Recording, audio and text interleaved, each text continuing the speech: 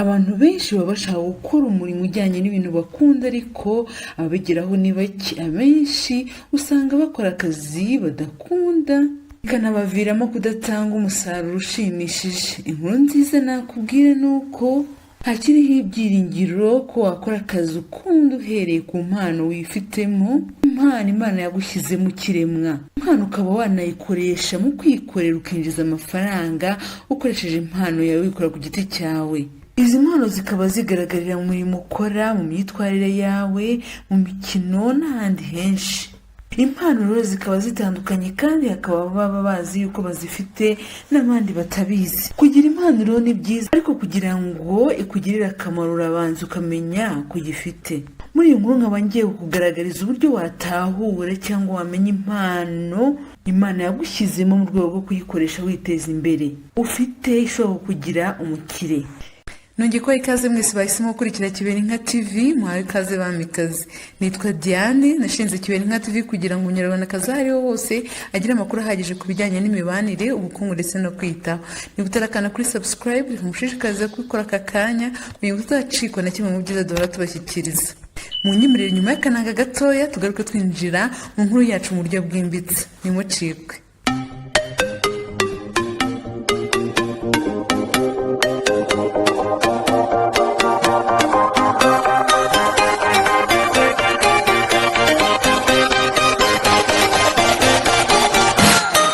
Uburyo bwa mbere ni ukureba ibikorwa ukunda gukora nyuma y'akazi kawe gasanzwe. Burya ibikorwa runaka umuntu akora nyuma y'akazi akenshi abikora mu rwego rwo kuruhuka. Hari igihe haba harimo n'impano ishobora kukuzanira ubukire. Urugero, ushobora kuba ukunda gukora siporo, ujya kwiga ibintu bishya, ujya kwigisha, ujya gucuranga cyangwa ukumva umuziki n'ibindi byinshi. Ibyo nabyo ni impano zakugira umukire. Ubundi buryo bwa kabiri wavumbura impano yawe ni ibikorwa wishimira gukora cyangwa ibikorwa bigushimisha iyo ubikora.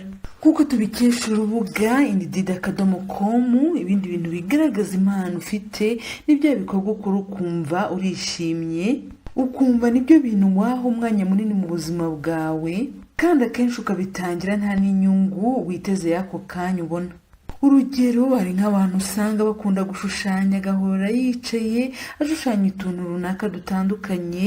Hari n'abandi usanga bakunda guhanga imideri, ugasanga yicara adoda, akata ibitambaro, akoramo ibintu bitandukanye. Hari abakunda gusoma, hari abakunda kwandika, hari abakunda kuririmba n'ibindi. Ibi bintu rero iyo umaze kubyibonaho ntabwo ari biba bigamije kugushimisha gusa, haba harimo n'ibintu wabyaza inyungu zakugira umukire. Ibi rero akenshi usanga ari bya bikorwa ukora ukibagirwa kureba niba amasaha yagiye, ku buryo niyo waba wateganyije isaha runaka uri busoreze isanga wayirengeje utabizi. Niba nawe ufite ibintu ukora ukibagirwa kureba ku isaha, ibyo bikorwa ubifitemo impano kandi ushobora kuyibyaza amafaranga. Icya kane, ukwiye gushingira ku bikorwa wakundaga gukora kera ukiri umwana cyangwa inzozi wari ufite. Ubu ngubu bakunze kubaza abana ati ejo hazaza urumva uzaba iki? Abana benshi ibintu bavuze bazaba mu gihe kizaza usanga ari byo koko babaye. Nanjye ubu ngubu nihereyeho nkiri umwana numvaga nzaba umunyamakuru kandi koko byarabaye, ndabishimira Imana. Rero nawe niba warakuze wenda ukajya mu bindi bitandukanye n'inzozi zawe zo mu bwana, ukwiye kwicara ugatekereza ukamenya ikintu wifuzaga kuba cyo ukiri umwana. Icyo kintu rero yaba kimwe cyangwa byaba byinshi ni ibintu ushobora kubyaza amafaranga. Ubundi buryo bwa gatanu ni ibintu ukunda kuvugaho cyangwa kuganiraho. Ubundi ibintu ukunda kuganiraho cyangwa kuvugaho igihe uri mu bandi nabyo bigaragaza impano ufite. Uko tubikesha urubuga WikiHow, niba ukunda kuvuga ubucuruzi bishobora kujyana no kuba ufite impano yo gukora ubucuruzi. Niba ukunda kuvuga amakuru bishobora kujyana no kuba ufite impano yo kuba umunyamakuru. Niba nawe ufite ibintu ukunda kuvuga cyangwa kuganiraho cyane, ushobora kuba ari byo ufitemo impano yakugirira akamaro, yakuzanira umukiro. Uburyo bwa gatandatu washingira no ku bintu abantu bakunze kukubwira ko ushoboye. Burya hari abantu bamwe batimenya bakamenywa n'abandi. Niba rwose witekerezaho ukabona ntabwo uzi ikintu ushoboye, ntabwo uzi impano yawe, wabaza n'inshuti yawe mukunda kugendana, ukabaza nawe umuryango wawe, bazakubwira ikintu bakubonaho kandi nugikora kizakunda. Uburyo bwa karindwi ni ukurebera kuri bya bintu abantu bagusaba kubigisha. Rwose niba ushaka kuvumbura cyangwa no kumenya impano ufite, uzarebere kandi ku bintu abandi bantu bakuzi bagusaba kubigisha cyangwa kubasobanurira. Mu gihe uri kumwe n'inshuti zawe cyangwa abandi bantu bakuzi neza bakakubwira ngo ubigishe cyangwa ubasobanurire ikintu runaka, uzamenye ko icyo kintu ushobora kuba ugifitemo impano. Bwa munani wamenya impano yawe ni ukugerageza ibintu byinshi bitandukanye. Burya hari igihe umuntu aba atazi rwose impano ze, akazimenya igihe yatangiye kugerageza ibintu bitandukanye, noneho akareba ibintu akora neza kurusha ibindi. Ikindi ukwiye kuzirikana ni uko impano burya zirenze kuba wamenya gucuranga, kuba wamenya kubyina cyangwa wamenya kuririmba. Impano rwose ziri mu buryo bwinshi butandukanye, buryo hari ibintu ushobora kwibwira yuko udashoboye kandi wabishobora. Urugero, ushobora kuba uri umuntu uzi gusobanukirwa amarangamutima y'abantu mu buryo bworoshye, kandi iyi nayo ni impano ushobora kuba ufite. Ukaba ufite n'impano yo gushushanya. Hari abantu rwose bafite impano nyinshi zirenze na 20 icyarimwe. Ibi rero nta kundi wabimenya utagerageje ibintu bitandukanye, ukifungurira opportunities zose zihari, kugenda ukora uzamenya ikintu waremewe ari ikihe.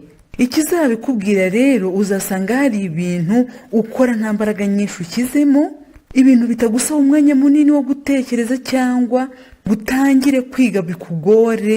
Burya ni ibintu uba waragenewe kubukora muri ubu buzima. Uburyo bwa 9 wamenya impano yawe, fata urupapuro wandike inkuru y'ubuzima bwawe. Uyu mukoro ntabwo gusa uzatuma umenya impano zawe, uzanatuma ushobora no kuvumbura impano nshyashya. Tangira wandika uburyo wari umeze ukiri umwana, ibyo wakundaga mbere yuko utangira ishuri cyangwa nyuma yo kurisoza, amasomo wakundaga, wandike uburyo wagiye ukuramo, ndetse wandike naho uri kuri ubu ngubu. Nyuma yaho ngaho wandike n'uburyo wifuza ko umeze ejo hazaza. Ahangaha mu bintu ugomba kwandika, ukwiriye kuba wandika ibintu wakoresha igihe cyawe, igihe udakeneye no gukorera amafaranga. Ibi rwose ni ibintu bizagufasha kumenya ibintu bigushishikaza, ibintu ufitemo impano. Ikindi bizagufasha gushyira ibintu ku murongo bitewe n'ibifite akamaro kurusha ibindi, kandi bigufasha kumenya n'icyo wifuza kugeraho mu buzima bwawe, noneho bitume ugira intumbero ihamye kandi impano zawe uziha umwanya kurushaho. Ubundi buryo bwagufasha kuvumbura impano wibitsemo ni ugufata umwanya ugatembera, ukajya ahantu uri wenyine. Burya abahanga mu bijyanye no gutembera bavuga yuko wafata urugendo ukajya ahantu ukitekerezaho ari ibintu ukwiye kuba wagerageza mu buzima bwawe, bigufasha cyane kuzamura imibereho yawe mu buryo bumwe cyangwa ubundi. Ibi ni ibintu bizagucalenjinga kandi bikwigishe uwo uriwe kurusha ibindi bintu byose wagerageza. Bitewe n'ahantu ukunda, gerageza uhaguruke uva ahantu uri ugende, haba mu misozi, haba hafi y'inyanja, haba mu ishyamba, ugende wicare witekerezeho. Ari nako usaba Imana kuguhishurira ko burya Imana kenshi ikorera mu mutima utekanye. Ibi ngibi rwose bizakwereka ahantu ufite intege nke, ariko bizanakwereka ahantu ufite imbaraga ukwiye kubyaza umusaruro ukabaho wishimye. Rero tugana ku musozo, ndakeka izi ngingo nkubwiye zigiye kugufasha kumenya impano yawe, kandi si ukuyimenya gusa, numara kuyimenya uyibyaza umusaruro, kubera yuko ijambo ry'Imana riravuga ngo, Bibiliya mu Mubwiriza ibice 2:24 hagira hati, nta cyabera umuntu cyiza cyamurutira kurya no kunywa no gutuma ubugingo bwe bubonera ibyiza mu mirimo akorana umwete.